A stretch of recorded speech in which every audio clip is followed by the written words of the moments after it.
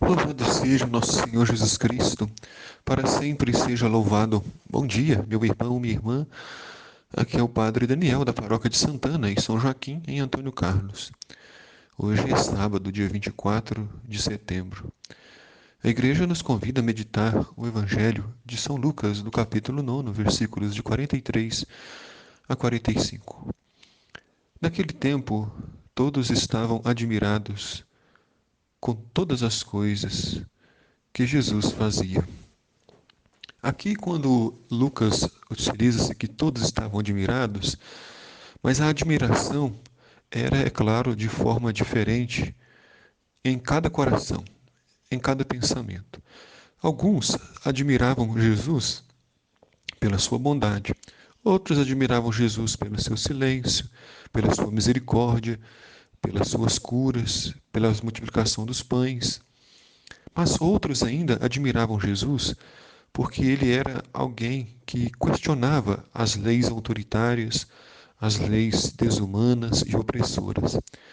E havia ainda um terceiro grupo que questionava, que admirava Jesus, mas com o coração cheio de maldade, com o coração cheio de ódio. Ficavam admirados porque Jesus desobedecia os mandamentos que, para os mestres da lei doutores, eram importantes. Achavam que Jesus era um questionador, era alguém perigoso, era alguém que poderia colocar Jerusalém e todo o território de Israel em perigo, porque se questionassem a dominação de Roma, os romanos poderiam, não é, se vingar e maltratar o povo. Então, eram inúmeros os sentimentos que brotavam no coração das pessoas que se encontravam com Jesus. E até hoje ainda é assim. Cada um de nós que faz o seu encontro com Jesus tem a sua experiência própria e particular e retira as suas próprias conclusões. Queira Deus que nós possamos ser cada vez mais surpreendidos pela sua misericórdia, pelo seu amor, pela sua bondade. E então Jesus disse aos seus discípulos: Prestai bem atenção às palavras que vou dizer. O Filho do Homem vai ser entregue nas mãos dos homens.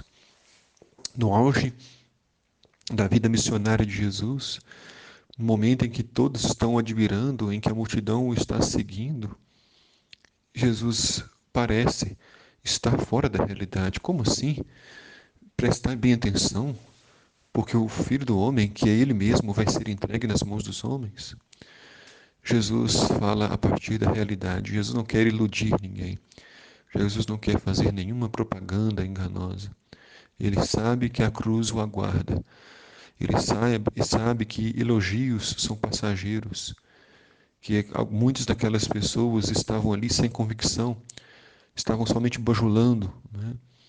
É como a história de um homem que tinha um cão. Esse cãozinho viu um coelho e começou a latir. E começou a perseguir o coelho pela mata. De repente, os outros cachorros que não viram o coelho começaram a latir também, porque ouviram, né, o latido do cachorro e começaram a correr. Mas com o tempo se cansaram, porque não viram nada. Já aquele que viu perseguiu até encontrar a sua caça. Assim, naquela multidão, muitos admiravam e seguiam a Jesus, mas por causa da multidão, e não por causa do próprio Cristo, por causa da fama, por causa dos milagres, por causa das graças e do pão que Jesus distribuía. Mas quando tudo isso acabou, quando a multidão se afastou, quando Jesus foi perseguido, somente aqueles que realmente amavam Jesus foram perseverantes, enquanto os outros o abandonaram. Então, se um dia você abandonar Jesus, pode ter certeza, você nunca o encontrou. Porque no dia em que você encontrar Jesus Cristo de verdade, em que Ele for o centro da sua vida, você pode perder tudo, mas ninguém será capaz de tirar a sua fé. Ninguém será capaz de abandonar, de abalar a sua fé. E então, os discípulos não compreendiam o que Jesus dizia. O sentido lhes ficava escondido, de modo que não podiam entender, e eles tinham medo de fazer perguntas sobre o assunto. Os discípulos estavam entusiasmados porque, de algum modo, se sentiam importantes, vendo como o povo admirava Jesus.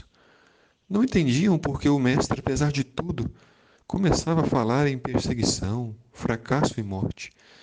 Tinham medo da realidade, por isso, nem queriam fazer perguntas a Jesus. Como nós, preferiram continuar imaginando que tudo seria um conto de fadas, vivendo seu ensinamento sem nenhuma preocupação, ou peso, ou adversidade. Mas a vida não é assim. Na vida de todos nós existem provações, existem dificuldades, momentos bons e ruins. E quando estamos nos momentos bons, é importante pensar que alguns momentos ruins podem chegar para termos os pés no chão. E na hora das dificuldades, das provações, é importante elevarmos o nosso pensamento a Deus e entender que tudo vai passar e que as coisas irão melhorar.